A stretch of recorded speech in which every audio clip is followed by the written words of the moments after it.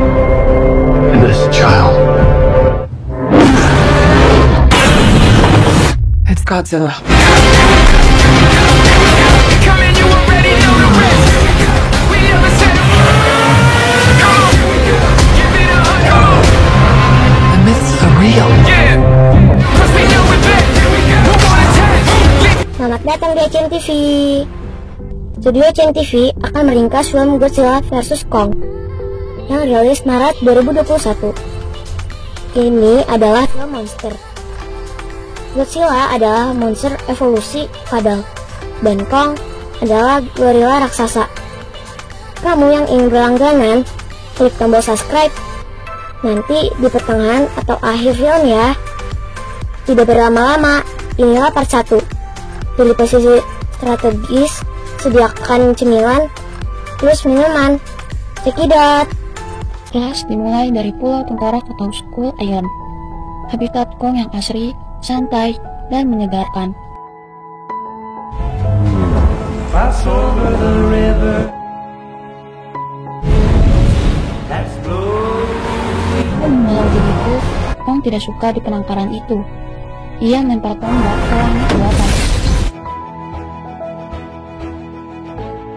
Seorang anak berkebutuhan khusus bernama Jia.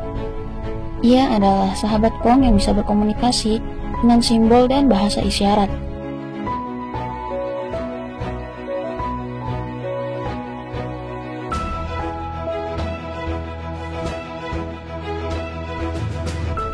Seorang peneliti monster atau Titan, yaitu seorang wanita bernama Dr. Eileen Andrews.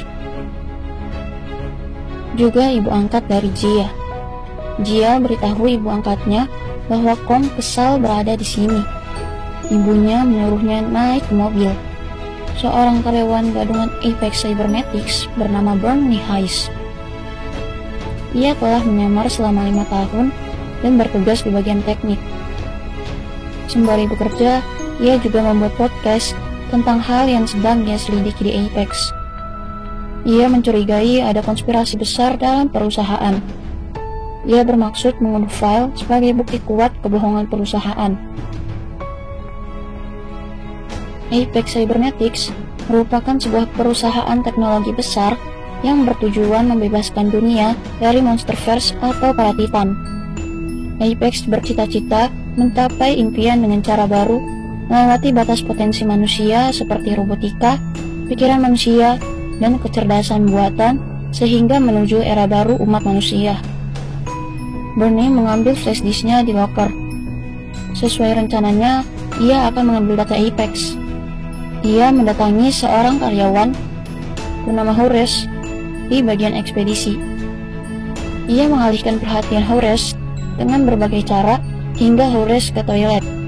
Bernie mencurigai manifest pengiriman dari komputer.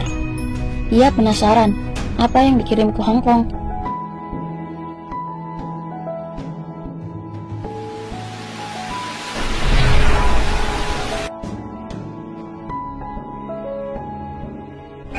Tiba-tiba, alarm evakuasi berbunyi. Itu adalah peringatan adanya bahaya Titan. Titan itu adalah Godzilla yang sedang mendekati fasilitas Apex.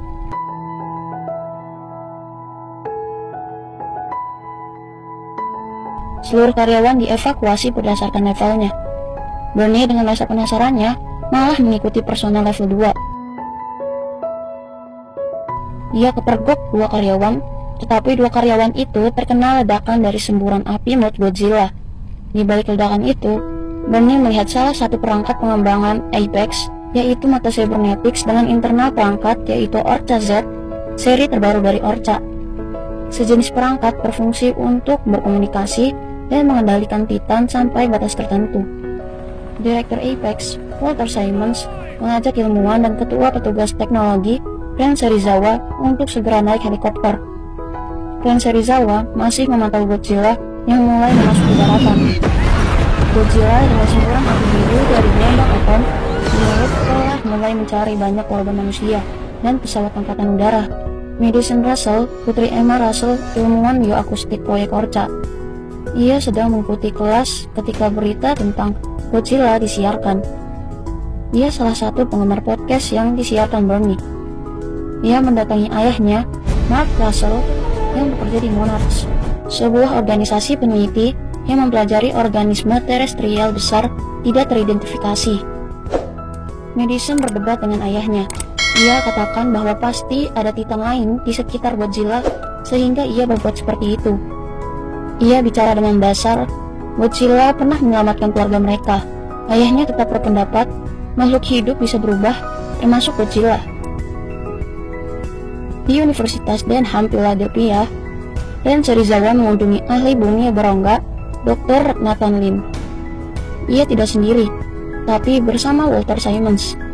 Walter menawarkan Dr. Nathan untuk memimpin misi memasuki bumi berongga. Dr. Nathan yang pernah bekerja di Monarch katakan tidak mungkin memasukinya. Ia teringat saudaranya yang meninggal dalam sekejap karena menabrak inversi gravitasi.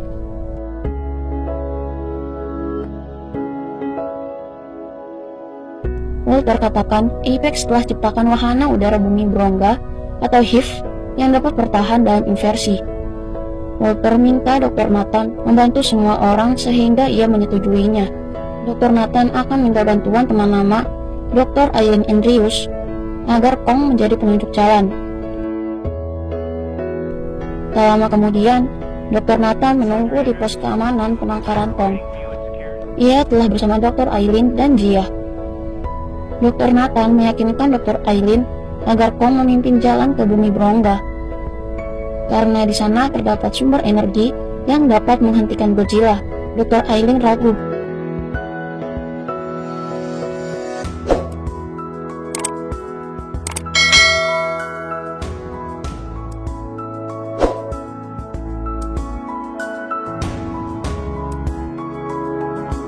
Akhirnya menyetujuinya. Ia memberi syarat Dr. Nathan harus ikuti ucapannya terkait Kong. Akhirnya Kong dikirim ke pintu masuk di Antartika dengan pengawalan militer.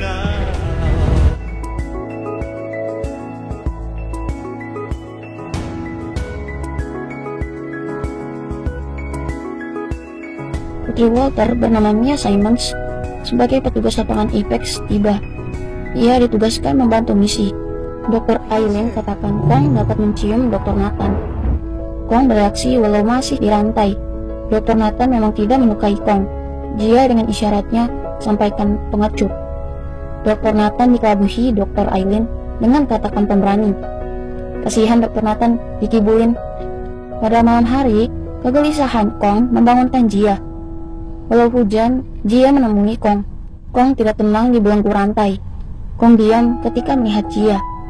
Mereka berkomunikasi dengan cara mereka. Dr. Eileen menghampiri Jia. Jia sampaikan kesedihan Kong. Dr. Eileen katakan Kong tidak mengerti rencana mereka. Kong merindukan rumah.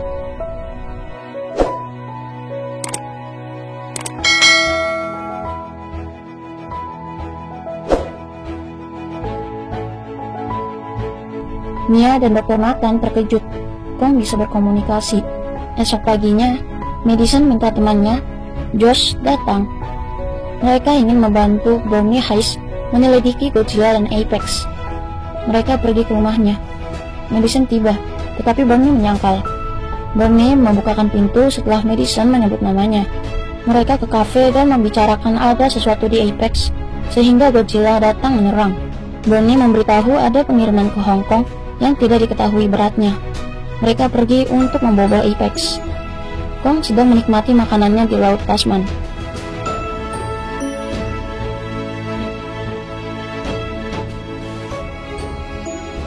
Tiba-tiba, sonar kapal menunjukkan Godzilla mendekat. Godzilla dan Kong saling mengetahui ada Titan yang dekat.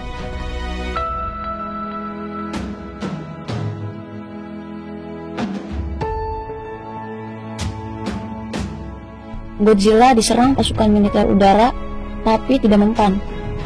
Kapal militer laut dibelah Godzilla. Godzilla menabrak kapal di mana Kong berada. Akibatnya, kapal terbalik. Kong yang masih di rantai masuk ke air. Militer terus menembak Godzilla.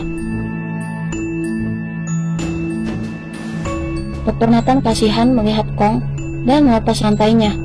Akhirnya, Godzilla dan Kong bertarung dengan imbang.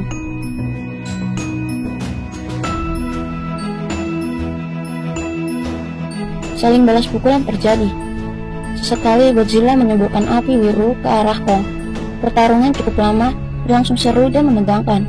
Sesekali tembakan militer mengenai Godzilla. Pertarungan di dalam air berlangsung lama. Dr. Aileen minta militer melontarkan peledak kedalaman.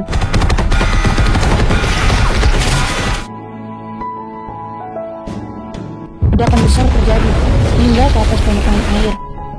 Kong keluar dari air, naik ke kapal dan mengeluarkan banyak air dari mulutnya. Dia lemas, terkeluar, dan terlari. Godzilla memenangkan pertarungannya. Film belum selesai.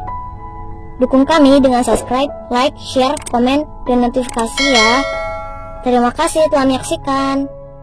Silakan lanjut di part 2.